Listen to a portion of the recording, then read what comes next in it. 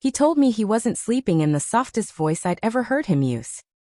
We were lying side by side in that half hour where the city gets quiet and bedroom fans take over. I think something's wrong with me, he said into the dark. Like more than just stress. I could have rolled toward him and asked the obvious. What does it feel like? What do you need? But that week my brain was a spreadsheet with panic cells lighting up red. Rent had jumped, my student loan payment restarted. I'd just gotten a light reprimand from my manager about tone in emails, and the dog was chewing through her second harness. So the only thing I heard was another problem. What do you mean wrong? I said. It came out like customer service. Like I'm heavy, he said. Like I'm underwater.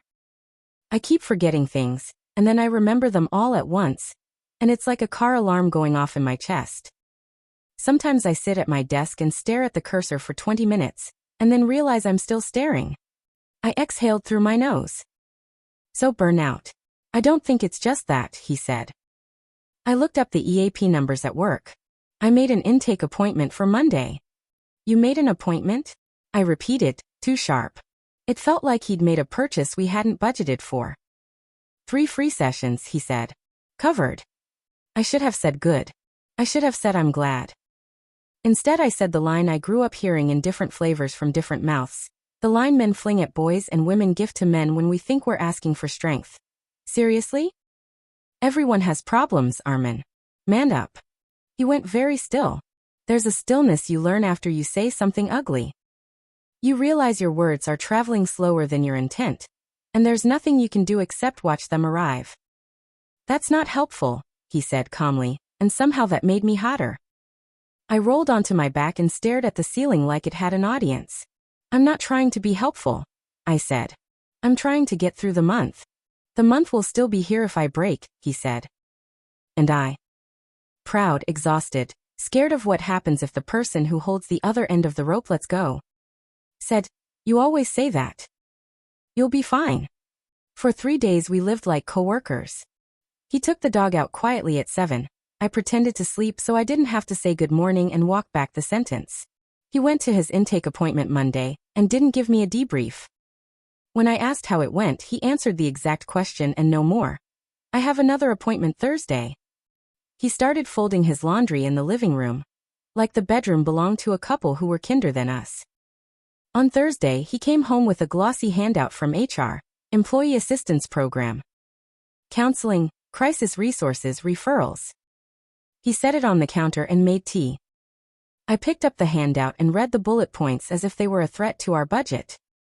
You're not going to put this on FMLA and leave me alone with everything, are you? I asked, too bright to be believable. He turned off the kettle. I'm letting you know what I'm doing so you're not surprised, he said. I'm not asking permission. You don't need a permission slip to be dramatic, I said. You need to push through. Okay, he said. Not defensive. Not icy. Just final. Then he washed his cup and dried it, and went to the couch with the dog curled in a comma by his knee. I went to the bedroom and said the mean cousin of a prayer. Don't let him make this a whole thing. He made it a whole boundary. Saturday, I came back from the grocery store with bags biting into my fingers and found him sitting at the table with a backpack and a tidy stack of envelopes. He had that expression he wears when he's reading contracts. Calm, steady, already decided. I'm going to stay with my sister for a while, he said. You're what? I set the bags down too hard. Apples thumped out and rolled under the chair. I'm not leaving the dog, he said, like he'd heard the thought sprint through my face. I'll come in the mornings to walk her. You can have evenings. I'll transfer my half of rent and utilities like always. But I need space from this. From what exactly? I said. From your life. From being told to man up. When I say I'm drowning, he said. From trying to convince the person I love that I'm not weak, because my brain is sick. He slid an envelope across the table.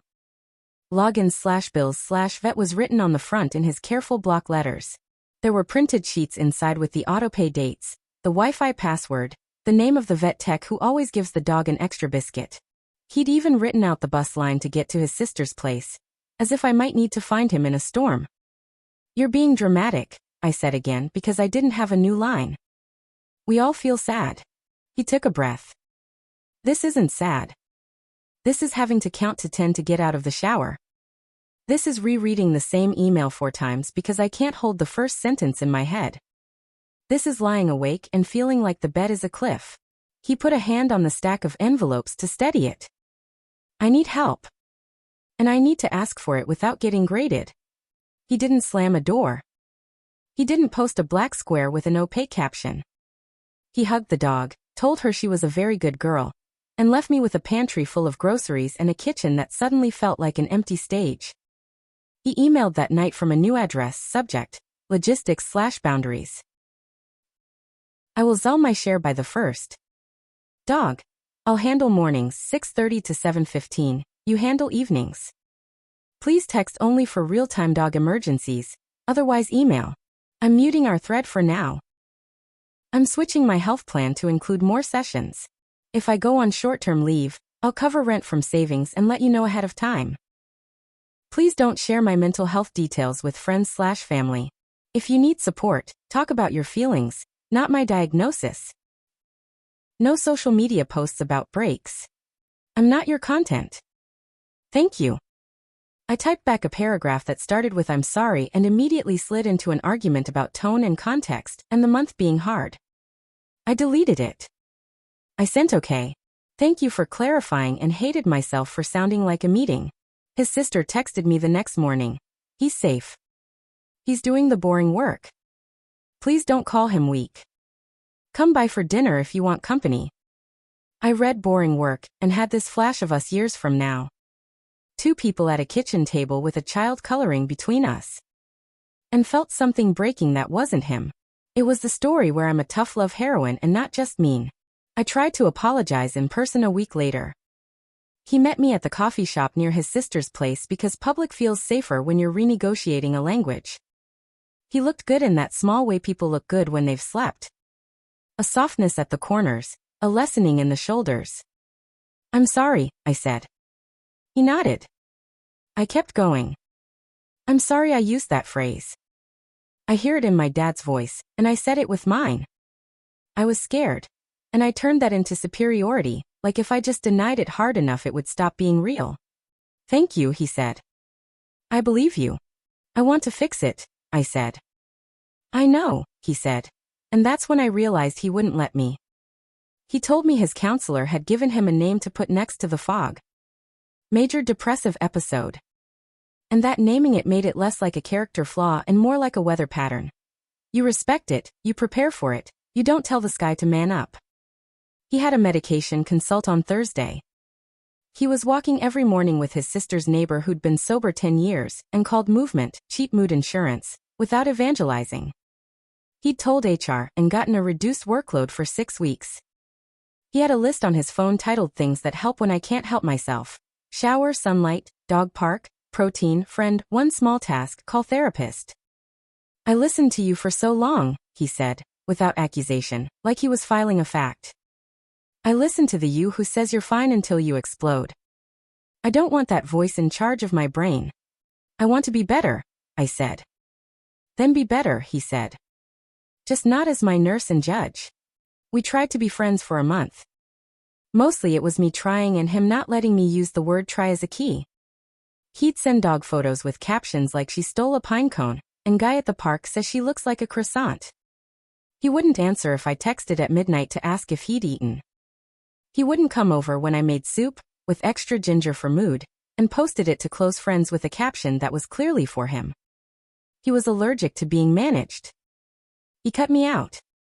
Not as punishment but as a treatment plan. Sometimes the reward for setting a boundary is losing a relationship. He knew that and said it anyway. By fall, he was himself again in a way I hadn't seen since spring. Not a movie comeback. Just steady. A haircut. New sneakers. A second-hand bike he found on Facebook Marketplace, tuned up with YouTube videos like a magic trick. He had a Saturday routine with his nephew and a standing Tuesday night call with his grandmother, where they both watched the same game show and kept score like they were gambling. He went back to full workload with guardrails.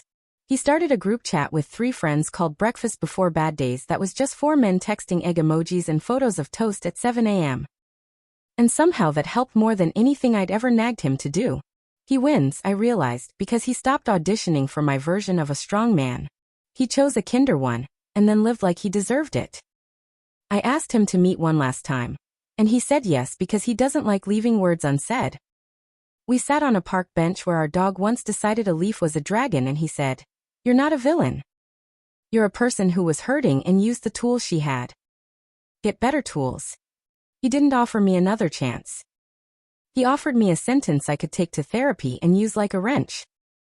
I cried a little, the boring kind of crying that doesn't make a scene. I said I was proud of him. I said I would try to stop equating struggle with weakness. I said I hoped he kept the breakfast chat even when he felt fine. He laughed and said the egg emojis were non-negotiable. He walked me to the corner, waved, and turned toward his sister's street. Our dog tugged me in the opposite direction. I let her lead.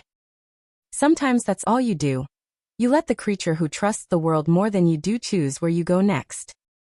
He wins because he said, "I'm not okay," and when I tried to shame that truth into silence, he took it somewhere safe. He wins because he didn't punish me. He protected himself. He wins because he didn't try to teach me. He made me learn alone. Hey everyone, thanks for watching. He opened up about depression, and she hit him with man up. He didn't explode. He set boundaries, used EAP, built routines, and rebuilt quietly. Mental health isn't a dare. If you liked this video, please subscribe for more. Thanks and see y'all tomorrow.